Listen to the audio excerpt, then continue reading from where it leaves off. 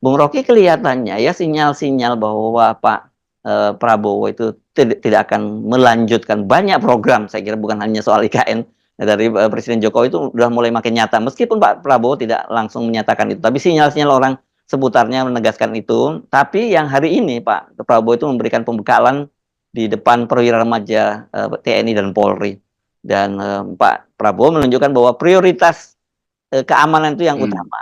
Kata dia untuk buat apa bangun gedung-gedung, bangun jalan raya, waduk, kereta cepat dan sebagainya kalau negara gini tidak aman. Itu pernyataan presiden terpilih Prabowo Subianto. Saya kira Prabowo benar karena apapun yang dia janjikan sebelum dia jadi presiden tidak harus sama seperti apa yang dia lakukan tuh, karena itu tergantung pada konteks dan urgensi itu. Jadi Pak Prabowo melihat ada state of mind, keadaan pikiran atau keadaan bangsa ini yang harus didahulukan, yaitu soal pertahanan tuh. Dan kalau kita lihat misalnya itu ada konteks dengan perubahan realignment di Eropa karena tiba-tiba negara-negara Eropa menghajar Israel tuh. Jadi sebetulnya ada upaya Prabowo untuk memberi peringatan bahwa Indonesia itu ada di dalam kondisi ketegangan, bagian dari kondisi ketegangan global tuh. Misalnya berita kemarin bahwa Netanyahu, Perdana Menteri Israel, bahkan takut untuk mendarat di Eropa. Dia dalam perjalanan bertemu dengan Joe Biden tanggal 20 nanti. Tapi dia takut untuk turun di Eropa untuk isi bahan bakar karena dia tahu bahwa dia diancam oleh International ICJ, International Court of Justice, karena pelanggaran HAM bersama-sama dengan pimpinan Hamas. Jadi serius misalnya keadaan dunia hari ini, bahkan Netanyahu yang jagoan itu takut turun di Eropa tuh, sehingga dia berupaya untuk langsung terbang dari Israel pergi ke Kennedy atau ke Washington itu. Dan itu memperlihatkan bagaimana keadaan dunia itu berubah tuh.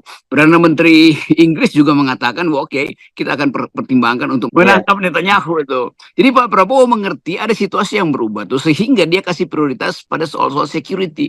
Kan itu intinya tuh. Jadi kalau Indonesia terseret di dalam ketegangan global ini, tentu bagi Prabowo lebih baik mempersiapkan angkatan bersenjata atau TNI dengan kecanggihan atau dengan kecukupan alat pertahanan termasuk Polri daripada membangun ibu kota, daripada membangun infrastruktur yang lain termasuk kereta cepat. Jadi kita melihat konteks itu bahwa Pak Prabowo mengerti Indonesia sedang ada di dalam konteks yang baru tuh, yang tidak pernah dipikirkan sebelum dia mencalonkan diri bersama Gibran misalnya tuh. Jadi saya kira itu masuk akal kalau Pak Prabowo di luar soal hitungan anggaran, tetapi ini adalah urgensinya apa tuh, state of mind hari ini apa tuh, current affair-nya apa, kira-kira itu. Sebagai orang yang terlatih untuk membaca potensi perang di masa depan, tentu Prabowo tahu bahwa pertahanan itu menjadi utama sekarang itu, bukan pertanahan. Iya, ya. Jadi saya kira ada dua hal ya sekarang yang kemudian memberikan semacam dalam tanda petik justifikasi kalau Pak Prabowo tidak melanjutkan program program juga Pak Jokowi. Satu pertama yang Anda sebut tadi soal anggaran itu jelas clear. Yang kedua soal peta geopolitik global, karena perubahan memang betul perubahannya lebih pada kiri atau sosialis ya di Eropa ya, di Perancis, di Inggris, di Jerman, Spanyol dan sebagainya gitu.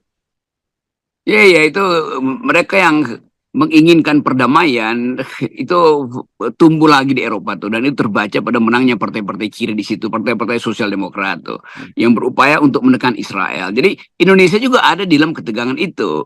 Sementara bayangkan misalnya kalau ketegangan itu berimpact pada semacam keputusan Indonesia harus berpihak pada siapa tuh, artinya Indonesia terlibat di situ tuh. Itu artinya mesti ada semacam persediaan sistem pertahanan yang memungkinkan kita menjadi faktor di dalam ketegangan global ini kan kita nggak mungkin didiamkan oleh mereka yang proksi Amerika maupun proksi Rusia atau proksi Rusia dan Cina versus proksi Israel kan. Semua ini satu kesatuan perencanaan global yang memungkinkan Indonesia mengambil risiko tetapi sekaligus mengambil keuntungan dari perubahan global ini. Nah, sebagai orang yang belajar strategi, yang tahu tentang taktik dan siasat, tentu Prabowo dari awal mengerti itu. Tetapi kalau dia yang tidak ucapkan hari ini, nanti satu waktu nanti jadi masalah. Jadi mending Pak Prabowo ucapkan aja bahwa bagi dia soal pertahanan itu mendahului soal-soal yang lain. Soal-soal legacy Pak Jokowi mungkin penting, tetapi anggarannya kan nggak cukup. Kira-kira begitu. Di dalam tim Prabowo saya kira udah dibicarakan itu. Jadi sekali lagi pengertian-pengertian baru tentang kepemimpinan Pak Prabowo harus dilihat juga dari perspektif kebutuhan Indonesia untuk ikut di dalam persaingan global, itu intinya. Dan itu memang kontekstual dengan ucapan Pak Prabowo di depan para taruna ini kan, karena mereka nanti dalam 2-3 tahun ke depannya akan mengalami atau menilai bagaimana situasi global tadi, global politics berubah, dan bagaimana kepemimpinan Indonesia dipanggil untuk ikut di dalam perdamaian dunia tuh. Nah, orang mau berdamai tanpa senjata itu juga sama juga bohong. Jadi saya kira Pak Prabowo mengerti bahwa dia mungkin akan mengatakan ya tidak semua hal yang saya janjikan untuk meneruskan kebijakan Pak Jokowi itu harus saya lakukan karena ada perubahan kontekstual, ada perubahan momentum. Ya, ya. Dan saya kira tidak ada waktu dengan situasi geopolitik global sekarang ini, nggak ada waktunya itu untuk mengenang lagi romantisme atau sentimentalnya hubungan antara Pak Prabowo dengan Pak Jokowi ya, Bung Rocky. Ya betul itu, karena ini kan ya hal-hal yang kita sebut hubungan psikologi itu artinya akan dibatalkan oleh tuntutan pragmatis. Mau ngapain Indonesia tuh? Mau masuk dalam blok mana tuh? Mau bersiap dengan persenjataan mana tuh? Pakai persenjataan Cina atau persenjataan Amerika tuh? Jadi kelihatannya itu Pak Prabowo menghitung dengan tepat apa yang mesti dia ucapkan sebagai model kepemimpinan baru yang akan dia selenggarakan selama 5 tahun ke depan. Nah, 5 tahun ke depan itu adalah dua era di mana ada dua problem berimpit, problem lingkungan dan problem keamanan global. Jadi kira-kira itu yang harus kita pahami dari atau kita mengerti konteks dari ucapan Pak Prabowo tadi. Dan saya kira juga itu dikirimkan pesan secara sublim pada Pak Jokowi bahwa maaf ya Pak Jokowi ya kalau memang saya sedikit akan menyimpangkan ide untuk meneruskan kepemimpinan Anda. Kira-kira begitu kan. Tapi sinyal ini saya kira juga harus dimengerti oleh Pak Jokowi. Karena kalau Pak Jokowi memaksakan bahwa dia akan menuntun Prabowo, itu artinya mesti jadi panglima perang Pak Jokowi nanti kalau terjadi ketegangan global. Padahal Pak Jokowi tidak punya keahlian di bidang perang. Beliau punya keahlian di bidang furniture lain.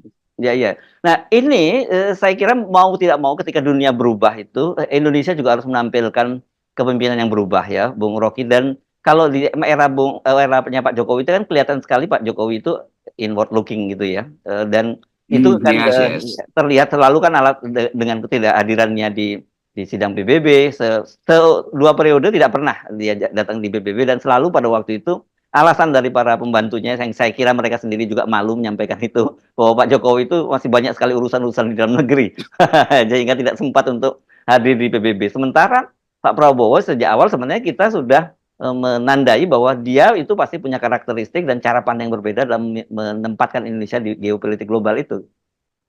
Nah, saya kira itu yang betul. Jadi paradigm shift, shifting paradigma ini, perubahan paradigma ini menunjukkan jenis kepemimpinan baru nanti, yaitu Prabowo sebagai orang yang katakanlah berambisi dengan kapasitas dia untuk menjadi pemimpin Asia kan. Kan perbandingan antara Prabowo dan Jokowi itu, Pak Jokowi gugup untuk masuk dalam perdebatan global, gugup untuk ikut di dalam upacara-upacara yang mengandung aspek global tuh, yang dikirim biasanya ke wakil presiden atau sekedar menteri luar negerinya. Tapi sekarang Prabowo tahu bahwa dia ada di pusaran politik dunia dan dia ingin memenangkan opini bahwa Indonesia berhak untuk ikut di dalam proses-proses politik dunia karena kepemimpinan baru kan, itu intinya kan. Demikian juga misalnya ada diam-diam ada persaingan ketokohan di Asia misalnya antara Prabowo dan Mahathir Muhammad itu. Pak Mahathir Muhammad lebih dulu tumbuh sebagai pemimpin Asia. Tentu Pak Prabowo ingin juga menyamai dia atau bahkan menyaingi kan. Ini hal yang biasa tuh. Jadi kalau Pak Prabowo inward looking ya dia nggak akan dikenal di Asia tuh, apalagi di dunia. Jadi saya kira masuk akal kalau Prabowo mengambil sikap yang sedikit berbeda atau bahkan kontradiksi, tetapi itu demi sejarah bangsa yang sedang ditulis, yaitu kepemimpinan Indonesia di fora internasional harus dikembalikan tuh. Seperti zaman Pak Harto dulu, Indonesia itu selalu punya poin di dalam soal OPEC, soal konvensi negara-negara Islam, organisasi Islam, soal ketegangan di Palestina, soal Timur Tengah, soal macam-macam. Apalagi di ASEAN, Indonesia itu tokoh di sini. Kalau kita sekarang Indonesia sekedar diingat sebagai pendiri ASEAN dan cuma dikenang dengan gedung ASEAN yang ada di Jalan Singamangaraja yang nggak ada isinya lagi sekarang kan. Ya, Jadi ya. Indonesia sepertinya kehilangan profil internasional. Nah, Prabowo mestinya bangkitkan semangat para taruna ini untuk percaya bahwa Indonesia bisa memimpin kembali isu-isu global. Ya, ya, ya. Ini tumben ini Anda agak serius kalau ngomongin soal Pak Jokowi kali ini. Jadi saya terpaksa harus serius juga nanyanya. Nah, dengan langkah pertama dari kita sebut ini saya kira ini pertama kali ya Pak Prabowo secara tegas speak up di depan publik dan untuk menunjukkan diferensiasinya begitu ya Bung Rocky. Dan saya kira memang itu sesuai dengan kebutuhan dan kita membayangkan begini. Dengan adanya wakil presiden seperti Gibran, tentu kita tidak berharap banyak Pak Prabowo akan dapat backup dalam hal-hal semacam ini, ya Bung Rocky, baik dalam negeri pun tidak, apalagi untuk urusan internasional. Saya kira ini nanti berkaitan juga dengan profil kabinet, ya dari Pak Prabowo tahu satu tentu Menteri Luar Negerinya, kedua Menteri Pertahanan, setidaknya dua itu yang harus kita harus cukup kuat dan bisa mengimbangi visi dari Pak Prabowo, jadi menjadi second layer-nya begitu. Ya itu harus terlihat, harus terbaca oleh publik internasional bahwa Prabowo punya urgensi untuk menghasilkan kepemimpinan baru di Asia melalui 5 tahun kepemimpinan dia itu, dan itu akan jadi sinyal apakah Indonesia akan merapat pada blok Amerika atau pergi pada blok Cina itu. Nah, kemungkinan itu akan kita lihat nanti di dalam penyusunan kabinet, terutama tadi dua hal yang secara untuk memperlihatkan paradigma pandangan keluar, outlook view ini, maka dua menteri itu akan jadi acuan tuh, dan itu akan menentukan profil kepemimpinan di Asia terutama tuh, karena kabinet Pak Prabowo itu pertama-tama akan dibaca sebagai kabinet yang memungkinkan Asia tumbuh sebagai dunia baru kan. Mahathir ingin supaya Asia itu tumbuh di dalam keadaan stabilitas baru dan tidak terlalu tersaingi dengan persaingan antara Eropa dan Amerika tuh, dan ingin bertumbuh di dalam hal yang lebih demokratis. Saya kira Prabowo juga ingin ada di situ tuh, karena hanya dengan stabilitas politik Indonesia bisa membangun. Jadi urgensi untuk membangun harus didasarkan pada urgensi stabilitas politik, dan stabilitas politik itu bukan soal dalam negeri tapi keadaan global atau keadaan regional. Jadi masuk akal kalau Pak Prabowo menganggap keamanan regional itu harus mendahului keinginan untuk membangun, dan pembangunan yang dibuat tanpa mengerti keadaan ketidakamanan global, apalagi ketidakamanan regional, itu artinya konyol. Itu nanti juga dibom-bom segala macam infrastruktur kita selesai kan. Jadi sekali lagi Pak Prabowo mengerti jalan pikiran baru bahwa dia diminta untuk memimpin Indonesia sekaligus jadi sinyal bahwa Indonesia akan bangkit sebagai global player. Yes, oke. Kan sebentar. Nah, ada yang faktor yang selain tadi Asia Tenggara. Saya kira faktor bahwa Indonesia bagaimanapun adalah negara Islam, bahkan negara demokrasi Islam terbesar di dunia ya. Dan kalau kita ngomongin sekarang Islam, saya kira poros pemimpinannya jelas kita mesti menyebut Erdogan, dan kemudian di negara tetangga ada Anwar Ibrahim. Kan begitu ya, Bung Rocky? Dan saya kira ini mestinya Prabowo masuk dalam semacam inilah, kalau di kelompok negara-negara Islam dia masuk ke dalam pergaulan bersama dengan dua orang itu. Gitu. Itu penting untuk melihat bahwa Prabowo mengerti dua faktor tadi itu. Faktor Islam dan faktor politik luar negeri Indonesia yang dari awal itu dibenahi dengan baik oleh perspektif Presiden Soekarno yang menginginkan ada jembatan Asia Afrika itu. Jadi Indonesia di bawah kepemimpinan Pak Prabowo akan memungkinkan dua sinyal kuat. Pertama, ini negara demokratis karena itu cinta damai. Dan ini negara Islam yang memungkinkan faktor Islam itu jadi semacam penyangga dari kebersamaan bernegara. Tetapi sekaligus Pak Prabowo datang dari tradisi militer yang menganggap bahwa nasionalisme itu mendahului perselisihan ideologi kan. Bagusnya di situ tuh. Jadi kelihatannya memang ada ujian sejarah yang secara tidak sengaja memunculkan Prabowo. Dan lepas dari semua kontroversi kemarin, kita butuh kepemimpinan ke depan ini menunjukkan bahwa Prabowo mengerti apa yang mesti dia lakukan. Nah, ini yang jadi masalah sebetulnya, seringkali orang jadi pemimpin tanpa dia mengerti apa dia mau lakukan kan. Nah, apa yang akan dilakukan Pak Prabowo akan terbaca pada susunan kabinet dia nanti itu. Tapi dari sekarang kita tahu bahwa soal pertahanan akan diandalkan, dan mungkin juga perubahan di wilayah penyusunan kabinet di bidang ekonomi. Dan koperasi tentu pasti harus dia perhatikan karena berkali-kali dia adalah ketua Dekopin juga atau Dewan Kehormatan yang menginginkan Indonesia itu tumbuh di dalam kesetaraan. Kan Prabowo juga yang selalu mengkritik bahwa ada disparitas, bahwa kekayaan kita dirampok sekedar oleh oligarki. Nah sekarang ideologi apa yang memungkinkan pemerintahan itu? Ya koperasi sebetulnya tuh atau anti kapitalisme tuh, bukan memusuhi kapitalisme, tapi mengambil alih prinsip-prinsip kapitalistik yang bisa diturunkan menjadi prinsip-prinsip trickle down. Nah, itu Ya. artinya prinsip-prinsip keadilan di dalam sistem kooperasi terutama. Ya, jadi kalau dengan gambaran seperti tadi ya, Bung Rocky, persoalan bahwa anggaran kita yang defisit ini sekarang itu bisa menjadi semacam blessing juga buat Pak Prabowo untuk mengambil jalan yang berbeda dibandingkan dengan Pak Jokowi. Gitu.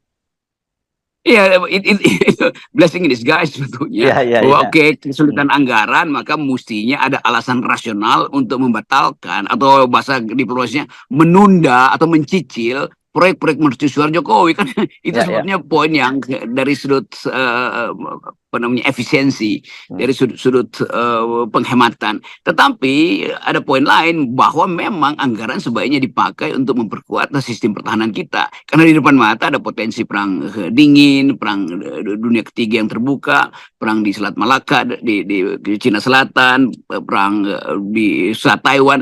Jadi ketegangan global menjadi alasan Prabowo untuk berhemat. Kira-kira itu. Nah, penghematan itu artinya banyak proyek yang pada akhirnya harus ditunda tuh. Dan kelihatannya soal IKN itu udah fix Prabowo akan tunda itu tuh. Kalau tadi kan Pak, meskipun tanpa menyebut semacam kritik, tapi ketika menyatakan bahwa buat apa, buat bangunan-bangunan, waduk-waduk, bandara, dan kemudian juga kereta cepat, itu sebenarnya kan itu langsung mengacu pada mimpi Pak Jokowi yang ingin dikenang sebagai Bapak infrastruktur, kan gitu.